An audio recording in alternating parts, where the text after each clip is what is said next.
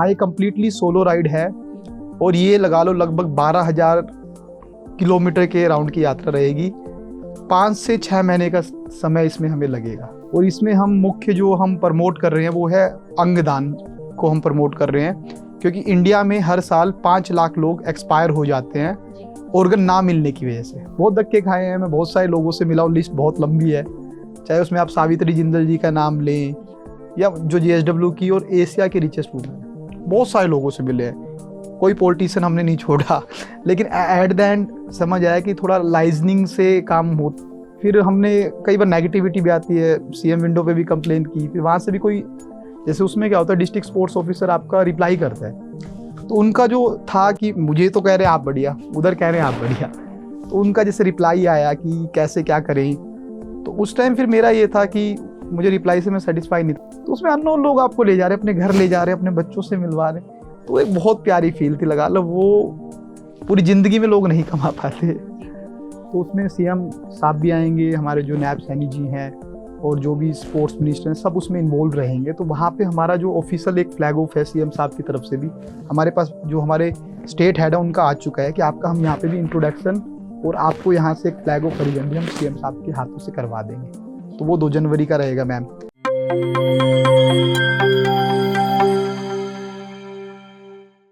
नमस्कार दोस्तों, मैं हूं शैली शर्मा और आप देख रहे हैं NGP हरियाणा। दोस्तों, आज हमारे साथ है जाने माने साइकिलिस्ट और रनर महेश कुमार, जो काफी रनिंग में अपना रिकॉर्ड बना चुके हैं। उसके बाद इन्होंने अपना साइकिलिंग में भविष्य चुना।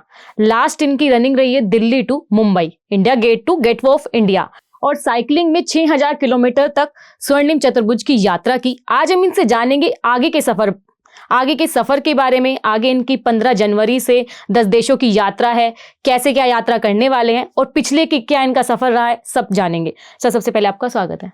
बहुत बहुत धन्यवाद मैम, मुझे आज मौका मिला आपके चैनल में आने के लिए। Thank you. आप यही बताइए, जो आपका आगे का इवेंट है, जो 15 जनवरी से आप 10 देशों की यात्रा करने वाले हैं, उसके बारे में बताइए सबसे पहले। जो हमारा ये इवेंट है, ये रेवाड़ी हरियाणा से स्टार्ट होके चंडीगढ़ होते हुए, देहरादून होते हुए 10 कंट्रियों तक जाके इंडोनेशिया में समाप्त होगा। तो इसमें हम रेवाड़ी से निकलेंगे, 15 जनवरी को हमारी स्टार्टिंग रहेगी। रेवाड़ी में पॉइंट केंद्रीय विद्यालय स्कूल, क्योंकि मैं केंद्रीय विद्यालय से पढ़ा हुआ स्टूडेंट हूँ, तो हमारा ये था कि उसको भी हम एक ट्रिब्यूट दें जहाँ से हम पढ़े हैं, और कुछ बच्चे भी मोटिवेट हो, कि बच्चों के लिए बड़ी क्यूरियोसिटी वाली चीज़ें होती हैं, कुछ अलग हो रहा है। तो इसमें हम इंडिया से नेपाल, भूटान, आगे हमारा म्यांमार का प्लान था, लेकिन म्यांमार में सिविल वॉर चल रहा है और मणिपुर में सिविल वॉर चल रहा है, तो वो हमें बाई एयर क्रॉस करके कंबोडिया हम उतरेंगे। कंबोडिया में हमारी राइड होगी, फिर वहाँ से बाई रोड पूरा प्रॉपरली साइकिलिंग से Vietnam, Laos, Thailand, Malaysia, Singapore, और सिंगापुर तक तो आप बाई रोड जा सकते हैं। आगे आपको बड़ी जो शिप होती है जो पानी वाली, वहाँ से फिर आपको जकार्ता तक, जो इंडोनेशिया की राजधानी, वहाँ तक हम उससे जाएंगे और फिर वहाँ पे फिर इंडोनेशिया में राइड। Solo ride? हाँ, ये कम्प्लीटली सोलो राइड है और ये लगा लो लगभग 12,000 किलोमीटर के राउंड की यात्रा रहेगी। 5 से 6 महीने का समय इसमें हमें लगेगा। और इसमें हम मुख्य जो हम प्रमोट कर रहे हैं वो है अंगदान को हम प्रमोट कर रहे हैं, क्योंकि इंडिया में हर साल 5 लाख लोग एक्सपायर हो जाते हैं ऑर्गन ना मिलने की वजह से। और ऐसा नहीं है कि एक्सीडेंट नहीं हो रहे या लोग एक्सपायर नहीं हो रहे, तो वो बहुत ज़्यादा बड़ी अमाउंट है, लेकिन कहीं ना कहीं बिलीफ सिस्टम कह लो या कुछ ब्लाइंड फेथ कह लो, इसलिए लोग डोनेट नहीं करते।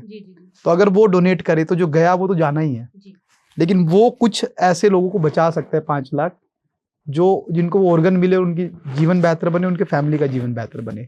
तो इसमें ये हमारा उद्देश्य रहेगा। और इसमें हमारा रोटरी इंटरनेशनल NGO जुड़ा हुआ है, जो कि 180 प्लस कंट्री में है।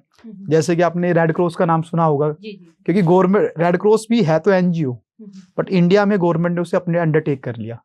तो ऐसे ही रोटरी क्लब है, तो रोटरी क्लब हमें इसमें सपोर्ट कर रहा है। जितने भी इंडिया की पैरामिलिट्री फोर्सेज हैं, CRPF से हमारी बात हो चुकी है, ITBP, BSF, rapid action force already involve हो चुके हैं हमारा। तो इंडिया का जो पार्ट रहेगा 15 से 20 दिन हमें उनकी तरफ से प्रॉपर वेलकम, रहना खाना, क्योंकि यूनिफॉर्म की जो फोटोज हैं आपको पता है वो एक अलग इम्पैक्ट डालती है। और बाकी हर जगह के लोकल हम IPS, IAS कनेक्ट हमारे रहेंगे, स्कूल्स, कॉलेज।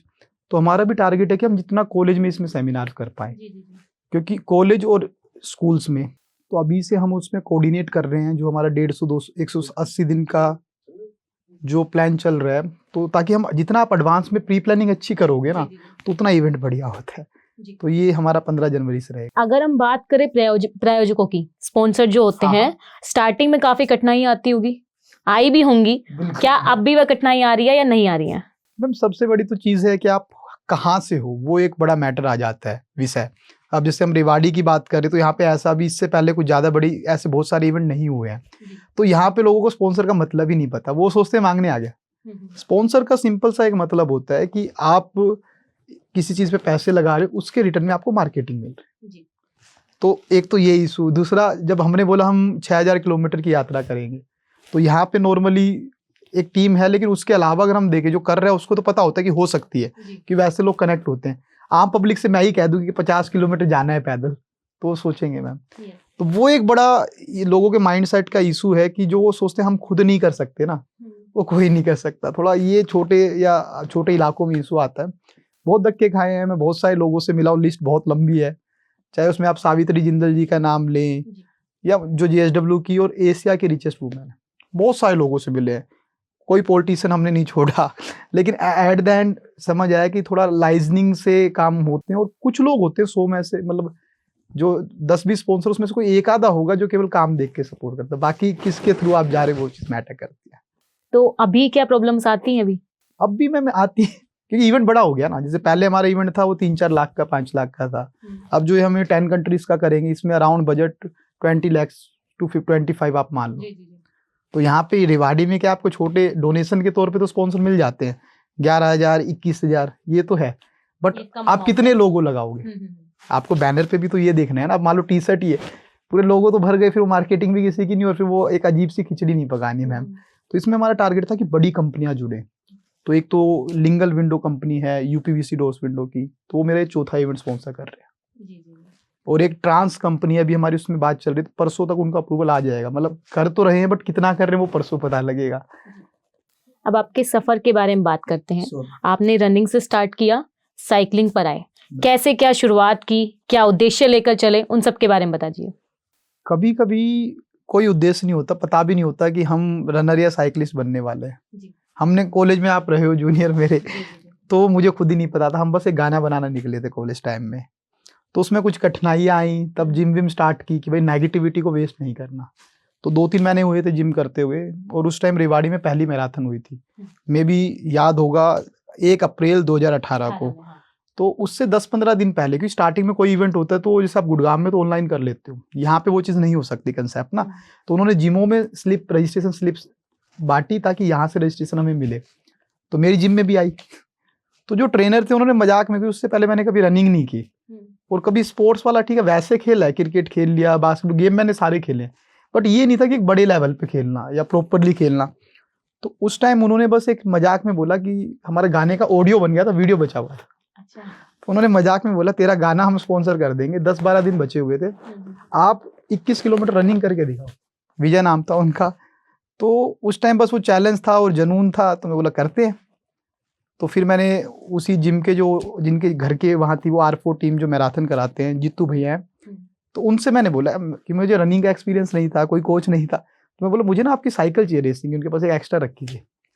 तो वो साइकिल उन्होंने मुझे दी। तो पहले दिन मैंने 150 किलोमीटर मजाक में चला के आया मैं उसको, और वो भी चप्पलों में। मुझे पैंचर लगाना नहीं आता, मुझे उसके बारे में कि बहुत जो रेसिंग साइकिल अगर आप देखोगे भी ना तो उसको बैलेंस करना स्टार्टिंग में थोड़ा कठिन है, हर कोई नहीं कर सकता। बहुत लाइट वेट है, 10 kg की भी नहीं थी वो। तो उस टाइम फिर वो 21 किलोमीटर हुई। फिर हम स्टेडियम में कोच से मिले कि सर 42 करनी है, उन्होंने मना किया, तो फिर हम खुद की, फिर हम आगे गए, फिर से गए कि सर 80 किलोमीटर करनी है। तो कई बार क्या होता है, जो नेगेटिव चीजें होती हैं वही आपको कुछ बड़ा करने के लिए प्रेरित करती हैं, और आज हम उन चीज को गलत नहीं मानते, वो एक पार्ट था जिसकी वजह से आज हम यहाँ बैठे। हर कुछ सिखाता है कुछ चीजें। उसके बाद फिर 12 आवर रन भी कर दी, उसमें 78 किलोमीटर हुआ। फिर हमने कई बार नेगेटिविटी भी आती है, CM विंडो पे भी कंप्लेन की, फिर वहां से भी कोई, जैसे उसमें क्या होता है डिस्ट्रिक्ट स्पोर्ट्स ऑफिसर आपका रिप्लाई करता है, तो उनका जो था कि मुझे तो कह रहे हैं आप बढ़िया, उधर कह रहे हैं आप बढ़िया, तो उनका जैसे रिप्लाई आया कि कैसे क्या करें। तो उस टाइम फिर मेरा ये था कि मुझे रिप्लाई से मैं सेटिस्फाई नहीं था, लेकिन मेरा ये था कि मैं कुछ ऐसा करूं कि आगे जो यूथ है जो एक्चुअल में जो मेहनत करना चाह रहे हैं उनको एक मोरल सपोर्ट मिले, प्रॉपर सपोर्ट मिले, तो फिर मैं बोला कुछ अलग करना पड़ेगा, जो सब कर रहे वो करोगे उससे नहीं होगा। तो उस टाइम बस ये सफर बढ़ते चला गया। जैसे 24 हुई फिर हम साइकिल पे निकले। तो तो साइकिल की पहली यात्रा कौन सी थी? मैंने जब 12 आवर की, उसके बाद मेरा 24 आवर का था। तो 24 आवर से 1 महीने पहले मैंने जॉब छोड़ दी। तो उसमें क्या हुआ कि मैं बोला किलोमीटर बढ़ जाएंगे तो 1 महीने ऑफ लेके छोड़ देते हैं, वो तो बाद में देखेंगे। तो वो मेरी फरवरी में इवेंट था, और उसके 1 महीने जस्ट बाद मैंने 6000 किलोमीटर टूर का प्लान बनाया हुआ था। और उसमें ये था कि जो हमने कमाया था वो सारा 24 आवर जिम डाइट, आपको पता है अगर आप प्रॉपरली वर्कआउट करो उस टाइम 8-8 घंटे का वर्कआउट होता था, तो उसी में लग गया। तो मैंने घर वालों से कहा मैं पूरा 6000 किलोमीटर टूर करूंगा और स्पॉन्सर लेके करूंगा। तो घर वालों का क्या था? लोग घर वालों का ये था जब आप 24 घंटे दौड़ रहे हो, 1600 मीटर मारो आर्मी में लग जाओगे। तो उसके लिए क्यों नहीं अप्लाई करते? हमारा कुछ विजन और बड़ा था कि हमें वर्ल्ड लेवल तक करना था, या फिर जैसे नॉर्मल तो सभी कर रहे हैं तो उससे आप लोगों को इंस्पायर या कुछ अलग नहीं कर पाओगे जी। और जिस चीज में आपको मजा आ रहा होता है ना, तो उसमें आपकी ग्रोथ ऑटोमेटिकली हो रही होती है। तो उस टाइम वो हम टूर करने निकले, बट उसमें भी कोविड आपका, जैसे बोलते हैं ना कई बार कुछ बैरियर तो आपकी वजह से आते हैं, कुछ नेचर की वजह से भी आते हैं। तो उसमें हम यहाँ से रेवाड़ी से निकल के मुंबई हमने क्रॉस किया। कर्नाटक में हुबली और हावेरी एक जगह है, तो हावेरी से 60-70 किलोमीटर बैक में हुबली है। तो 24 मार्च को एयरलिफ्ट करके मैं वापस आया हूँ। उसके बाद कंप्लीट लॉकडाउन था, तो वो यात्रा हमें उस टाइम मतलब कोविड की वजह से भी छोड़नी पड़ी। तो फिर कोविड में टाइम कैसे बिताया आपने? कोविड में मेरा बड़ा अच्छा टाइम बीता, क्योंकि रीजन क्या था, जब हम साइकिलिंग टूर कर रहे हैं तो हम अकेले कर रहे हैं। स्टार्टिंग में हमें लोग मिलते हैं, थोड़ा बहुत बीच में मिल गए और मेन एंड में मिलते हैं। तो जो बीच का पूरा टाइम है वो आप किससे बात करोगे, तो वो इंट्रोस्पेक्शन वाली चीज हो जाती है। आप खुद के ऊपर काम कर रहे हो तो कि वहाँ ये गलती हुई थी, वहाँ ऐसे बोलना था, सुधारनी है, चीजें सुधारनी है। तो वो एक तरह से कि रूटीन में हमारा ये होता था कि हम फोन भी किसी का पिक नहीं करते थे उस टाइम। केवल जहां हमें आगे रुकना है, और एक जैसे फादर मेरा कोऑर्डिनेट कर रहे थे या रोटरी वाले भैया कोऑर्डिनेट कर रहे थे, तो मैं केवल 3 लोगों के ही फोन उठाऊंगा, बाकी कोई भी करे करता रहेगा साइलेंट वो। तो उसमें क्या था कि वो 1 महीना या लगा लो 20-25 दिन जो भी रहे, वो इतना प्यारा मेडिटेशन हुआ कि उसके बाद खुद की कंपनी एंजॉय करनी आ गई। और जीवन में मेरा मानना है, देखो सबका तो नहीं कहूँगा, थोड़ा जो एक्सपीरियंस हमें मिला कि अगर आप खुद की कंपनी एंजॉय नहीं कर सकते ना, या आप अपने काम को एंजॉय नहीं कर सकते, तो आप कभी उसमें बहुत आगे नहीं जा सकते। तो उसके बाद तो ये था कि खुद पे काम चलता रहा कि इसको फिर से कैसे करें, कब ये नॉर्मल होगा कोविड का, कैसे हम इसको आगे प्रोसीड करें। तो आपकी जो जर्नी है पूरी, जैसे आप जाते हैं साइकिलिंग के लिए, तो आपके सामने क्या क्या प्रॉब्लम्स आती हैं? प्रॉब्लम्स जैसे आपको फेस करनी होती है, पानी के लिए, नहाने के लिए, हर चीज की प्रॉब्लम्स आ जाती है, तो कैसे आप फेस करते हैं? पहली बात तो जो टूरिंग है ना, आप कभी भी देख लेना, ये टफेस्ट में आता है। रीजन क्या है, एक तो आप लेके कर रहे हो सपोर्ट व्हीकल, वो बहुत ईजी है कि आपके पीछे गाड़ी चल रही है, उसमें खाना वाना डाइट आप सब रख सकते हो। हमारे केस में क्या था, हम साइकिल पे ही हमारा सामान है, एक तो खुद का वेट आप उठा रहे हो, लगेज ज्यादा नहीं रख सकते, पैडल मारने हैं। और दूसरा वेदर आप देखो, सुबह आप चल रहे हो वेदर अलग है, 10 बजे अलग है, 12 बजे अलग है, तो दिन में आप 5-6 वेदर चेंज हो रहे हैं। प्लस खाना, पानी का पीएच चेंज होता है तो आपका खाना बदल जाता है। लोग कारों में भी जाते हैं तो भी उल्टी करते हुए जाते हैं, मोस्ट लोग आपने देखे होंगे सर। और एक होता है केवल 1 दिन चलाना, वो कोई भी कर ले। रनिंग आपको 1 दिन करनी है, आप बड़े आराम से करोगे, फिर आप 5 दिन सो रहे हो कि मैंने 21 करी, 42 करी।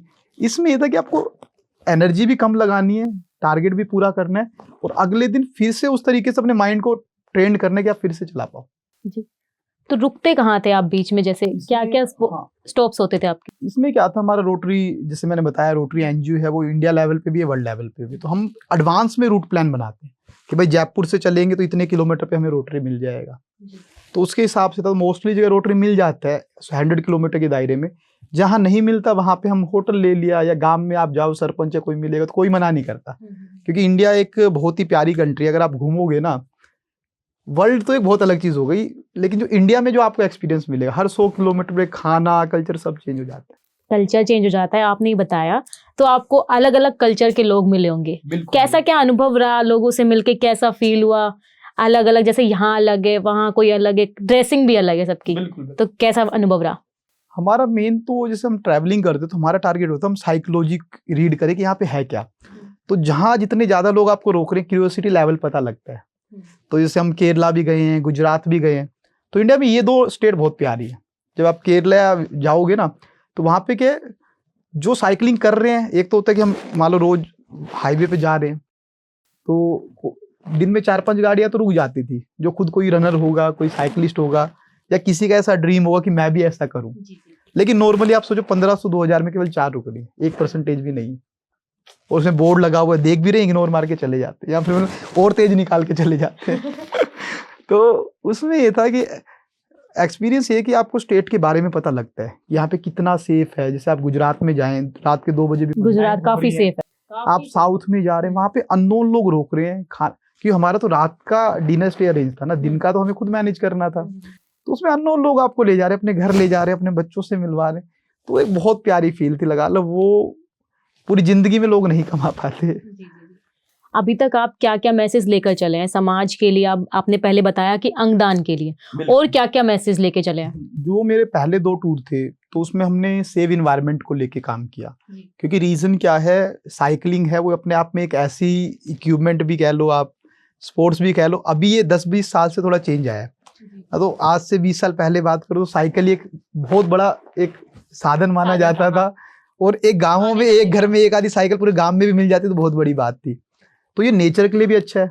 मैं ये तो नहीं कहूँगा, देखो आज का रूटीन ऐसा है, टाइम भी हमें बचाना है कि आप हर जगह ले जा सकते हो, लेकिन कुछ जगह जैसे मान लो आपको 2-3 किलोमीटर जाना है, शॉर्ट डिस्टेंस जाना है, तो आप इसका यूज करें कि ये पोल्यूशन भी नहीं करेगा। दूसरा, आज के टाइम में कैंसर है, ऐसी बहुत सारी बीमारियां हैं जो आप कितना भी हेल्दी रूटीन रख लो आ रही हैं। तो उससे क्या है, आपका एक हेल्दी रूटीन रहेगा तो आप डॉक्टरों से भी बचोगे और नेचर का भी भला है, तो दोनों का आप भला कर रहे हो। क्योंकि अगर नेचर नहीं रहेगा ना तो इंसान की लाइफ आगे, आपको पता है गुड़गांव दिल्ली आप जाओ 300 कभी 400 IQ है, मतलब वो है पोल्यूशन का जो लेवल है, तो 8-10 साल तो उनकी वहाँ की लाइफ की वैसे ही खत्म हो जाती है। स्लो पॉइजन है वो। तो ये है कि इसमें हम गवर्नमेंट को ब्लेम करें, हम सोसाइटी को, उससे कुछ नहीं होगा। हम अपने लेवल पे क्या चेंज कर सकते हैं? अगर सभी लोग लगा लो, आजकल के हम बच्चे देखते हैं, हमारे टाइम में तो फिर भी थोड़ा एनर्जेटिक थे या थोड़ा बहुत काम कर पाते थे। अब आप ये कह दोगे ना 1 किलोमीटर पैदल चल रहे, पिज्जा बर्गर मोमोज, वो मतलब हमने संस्कृति तो अडॉप्ट की बट अपनी वाली को भूल गए। तो कहीं ना कहीं ये एक बहुत बड़ा ड्रॉबैक है। तो हमने सेव इन्वायरमेंट का उसमें हमने लेके काम किया। जो मेरा कश्मीर से कन्याकुमारी टूर था 4000 किलोमीटर, और इसमें हम 10 स्टेट हमारे बीच में आए थे और 3 यूनियन टेरिटरीज आए थे।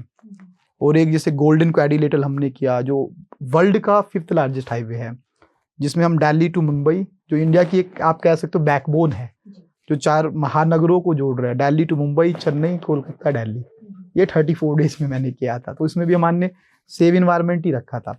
बट उसके बाद हमने अपना कोर्स चेंज किया। उसका कारण था कि हम कहीं जा रहे हैं, हमने पौधा लगाया, उधर 20 लोग आ गए, लगा दिया, लेकिन उसके बाद हम उसको देख नहीं सकते कि उसकी कोई केयर कर रहा है नहीं कर रहा। तो हमारा पर्पस है बेशक हम लगाए 5, लेकिन उसके एटलीस्ट केयर हो, उसमें से 2 या 3 तो सर्वाइव करें। तो कई बार ऐसा ही होता है, आप लोगों से मिलो, उनको बताया, वो पौधा भी लगा दिया, बाद में कोई केयर नहीं कर रहा। तो फिर हमने देखा और क्रिटिकल क्या चीज़ है जो हम कर सकते हैं। तो फिर हमारे माइंड में था, एक ट्रैवलर हैं जो कार से ट्रैवलर कर रहे हैं, मतलब कार या ट्रक से कर रहे हैं बहुत टाइम से ऑर्गन डोनेशन के लिए, और उनके खुद के मतलब घर में किडनी डोनर रहे हैं वो। तो देखो जो प्रॉब्लम फेस करता है वही जानता है। हाँ। तो फिर हमने भी देखा, हम रोड पे जा रहे हैं तो एक्सीडेंट बहुत होते हैं। तो उसमें क्या है, वो चला गया, वो तो चला गया, लेकिन आप सोचो एक जाता हुआ बंदा, एक आदमी जो ब्रेन डेड होता है 8 लोगों की जिंदगियां बचा सकते हैं, किडनी, लीवर, हार्ट, जो भी ऑर्गन्स होते हैं। तो एक नया जीवन दान दे, नहीं तो हम उसको जला देंगे, वो मिट्टी हो जाएगा। तो मैं बोले ये काम भी किया जा सकता है और अच्छा काम है अगर हमारे प्रयास से कुछ लोग अवेयर हो। सबसे पहले तो मैं ही हुआ, मैंने खुद ओत ली, भाई मैं जब जाऊंगा तो मैं अपना डोनेट करके जाऊंगा। देखो चैरिटी बिगिंस एट होम। फिर हम धीरे धीरे अपने घर के कन्वेंस कर, जैसे सिस्टर ने भी ओथ ले ली, फादर एयरफोर्स से रिटायर तो वो भी ले ली। तो अब उसमें बेनिफिट ये हुआ, अब ऐसे ऐसे करके वो सर्कल बढ़ रहा है, अवेयरनेस बढ़ रही है। अभी उनको पहले पता ही नहीं होता, तो हमारे पास ऐसे लोग चैनल में हैं जो मतलब ऑलरेडी कर चुके हैं या इस चीज के बारे में नॉलेज है, तो वो हमें गाइड करते रहते हैं। वो जो संस्थाएं हमारी जुड़ी हुई हैं, जैसे गवर्नमेंट की नाटो संस्था है सफदरगंज, जो एम्स है उसके साइड में, उसमें उनका हेडक्वार्टर है पूरा, जो इंडिया में 700 हॉस्पिटल पैनल में आते हैं जो ऑर्गन डोनेशन से रिलेटेड काम करते हैं। तो दूसरा फिर अभी जो मैंने दिल्ली टू मुंबई रन किया, उसमें हमने ऑर्गन डोनेशन अवेयरनेस का किया और साथ में हमने ट्रिब्यूट किया डिफेंस एंड पैरामिलिट्री फोर्सेस, क्योंकि हम रेवाड़ी की भूमि पे बैठे हैं और मुझे गर्व हो रहा है बताते हुए 1962 में एक युद्ध हुआ था 1962 में रेजांगला। तो उस युद्ध में आप ये लगा लो 120-25 सैनिक हमारे यहाँ के थे, मेजर शैतान सिंह जी थे जोधपुर से, और काफ़ी उसमें जो सिपाही थे वो रेवाड़ी के थे। इन्होंने 1500 से 2000 चीनी सैनिक मार गिराए थे रिजांगला पोस्ट पे, और बाद में वो जो पोस्ट थी वो जा रही थी, जैसे ऊपर से भी ऑर्डर आ गया था कि आप इसको छोड़ दो नहीं तो मारे जाओगे। तो उन्होंने डिसाइड किया मर जाएंगे, लेकिन अपना जो यहाँ का हमारा मिट्टी का है या अपने आप कह सकते हो जो बिलीफ है कि हम अपने शहर का नाम नीचा नहीं करेंगे। और आप मानोगे उसमें बहुत सारे मरे थे, आखिर में बहुत कम बचे थे, लेकिन एक के भी पीठ पे गोली नहीं थी। तो हमने उनको भी ये था कि श्रद्धांजलि हम देखें, यूथ है उनको पता नहीं है, हम पढ़ा रहे हैं, हॉलीवुड मूवी दिखा रहे हैं, उड़ रहे हैं, वो सब आर्टिफिशियल है। हम हमारे रियल लाइफ हीरोज हैं आप, जिन्होंने अपना सेक्रीफाइस किया। ये तो आप ये देखो, डिफेंस ना हो तो चाइना बैठा है, बहुत सारी कंट्रीज बैठी हैं, तो उसमें हमने उनको ट्रिब्यूट करने की कोशिश की, और वो मैसेज हमने जहाँ जहाँ हम रूट में रुके स्कूल्स कॉलेज में पहुंचाया। तो मैं सबका तो नहीं कहूंगा, लेकिन बच्चे बड़े आप सोच के देखो 120 से 3000 को लड़ाना कितनी बड़ी बात है। और ये इनकी तैयारी भी नहीं है, वो अचानक से अटैक हो रहा है। वो मतलब एक एरिया होता है जब सर्दी आती है ना, वो जो अब तो चलो रास्ते बना रही है गवर्नमेंट, तो काफी रास्ते बॉर्डर एरिया पे बन गए। आज से 10-15-20 साल 1962 में तो कुछ भी नहीं था। तो उस टाइम ये था जब सर्दी आती तो वो रास्ते पूरे ब्लॉक हो जाते। उस टाइम वहां पे जो पहुंच गया वो पहुंच गया, दूसरी अगर बैकअप भी पहुंचाना तो बहुत टाइम लगेगा। एयरफोर्स इतनी एडवांस नहीं थी कि नाइट में वो जा रही है, या फिर वहां पे रनवे नहीं है, और हेलीकॉप्टर की भी लिमिटेशन थी, इतने मतलब बहुत ज्यादा एडवांस चीजें नहीं थी, अब हमारे पास है। तो उस टाइम इन्होंने बड़ा प्रक्रम दिखाया, और ये पूरे वर्ल्ड की, इंडिया की बात नहीं कर रहा, वर्ल्ड के लोगों ने भी इसको रिकॉग्नाइज किया है कि, और चाइना वालों ने बाद में सलाम किया उन नमन जो हमारे वीर शहीद भाई थे या जो भी लोग थे। तो हमारा ये प्रयास था कि हम वो यूथ तक वो चीज़ लाएं, एक्चुअल चीज़ें लाएं। तो ये अभी तक हमने 3 कोर्स पे किया है। बाकी हमारा प्रयास होता है, जैसे मैं खुद जो चीज़ कर रहा हूँ, जैसे वर्ल्ड हेल्थ ऑर्गेनाइजेशन की अगर हम बात करें तो उसकी फिटनेस की डेफिनेशन में कि एक हेल्दी पर्सन कौन है, फिजिकल, मेंटल, सोशल, 3 चीज़ आती है।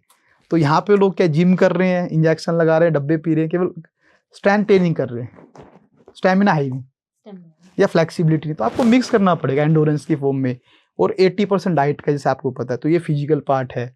मेंटल हेल्थ आप देखो, आजकल हमने ऐसे ऐसे लोग देखे हैं जो बड़े बड़े स्कूलों में पढ़ रहे हैं, यूनिवर्सिटीज़ में पढ़ रहे हैं, और वो फिर डिप्रेस्ड हो रहे हैं। डिसीजन मेकिंग है ही नहीं।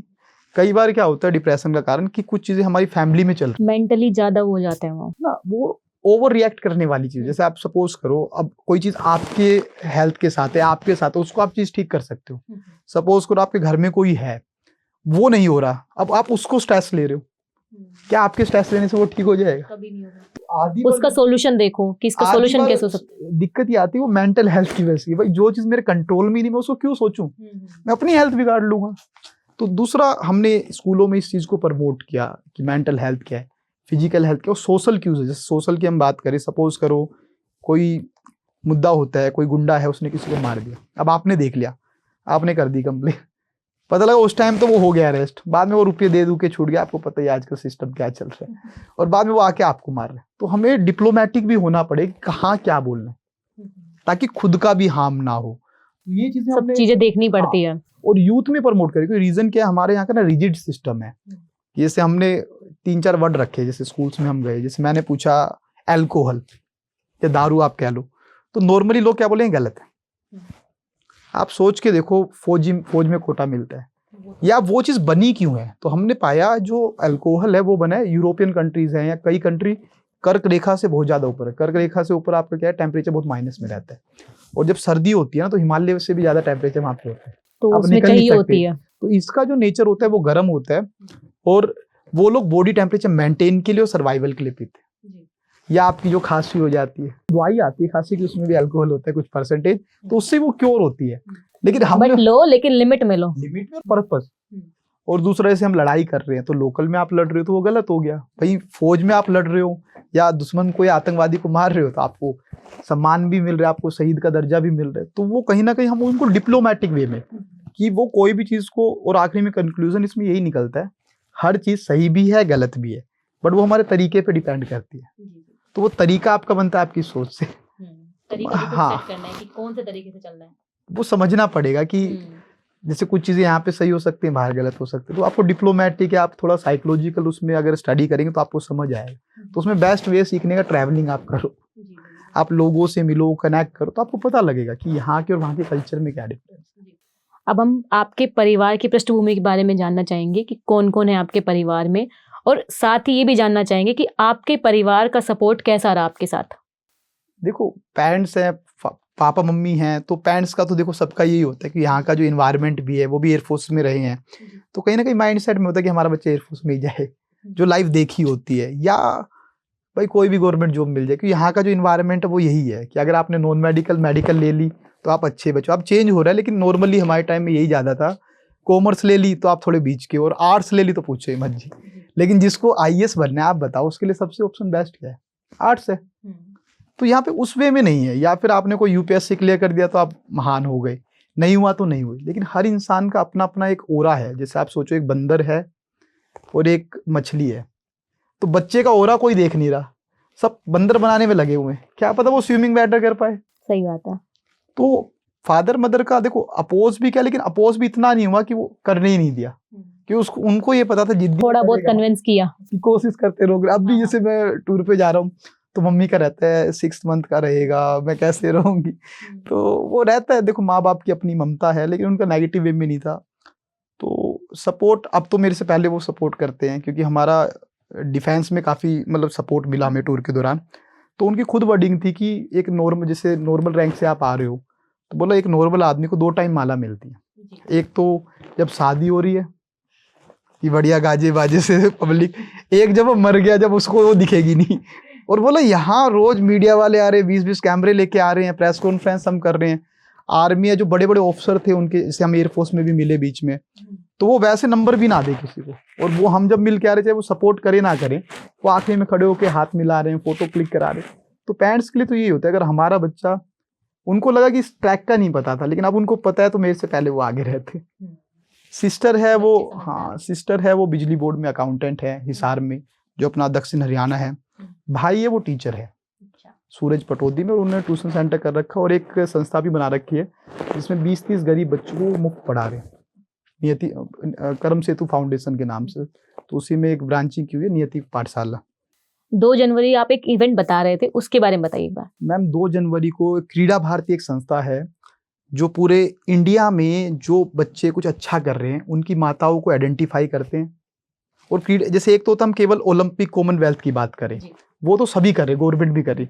उसमें क्या होता है, वो ये चाहते हैं कि हर बंदा स्पोर्ट्स से जुड़े। 140 करोड़ लोग फिटनेस का, चाहे कंपटीशन में नहीं जाना, थोड़ा बहुत कुछ करे, रनिंग करें, खेले कोई, ताकि मस्त रहे और बीमारियों से दूर रहे।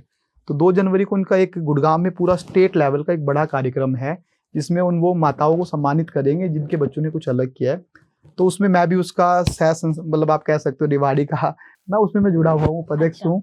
तो उसमें सीएम साहब भी आएंगे, हमारे जो नायब सैनी जी हैं, और जो भी स्पोर्ट्स मिनिस्टर हैं, सब उसमें इन्वॉल्व रहेंगे। तो वहाँ पे हमारा जो ऑफिशियल एक फ्लैग ऑफ है सीएम साहब की तरफ से भी, हमारे पास जो हमारे स्टेट हेड है उनका आ चुका है कि आपका हम यहाँ पे भी इंट्रोडक्शन, और आपको यहाँ से एक फ्लैग ऑफ हरी झंडी हम सीएम साहब के हाथों से करवा देंगे। तो वो 2 जनवरी का रहेगा मैम। और अभी 4 जनवरी को रोटरी इंटरनेशनल एनजीओ है, तो उनका जो लीला होटल है 5 स्टार, उसमें एक पूरा प्रॉपर बड़ा फंक्शन है पूरी डिस्ट्रिक्ट का।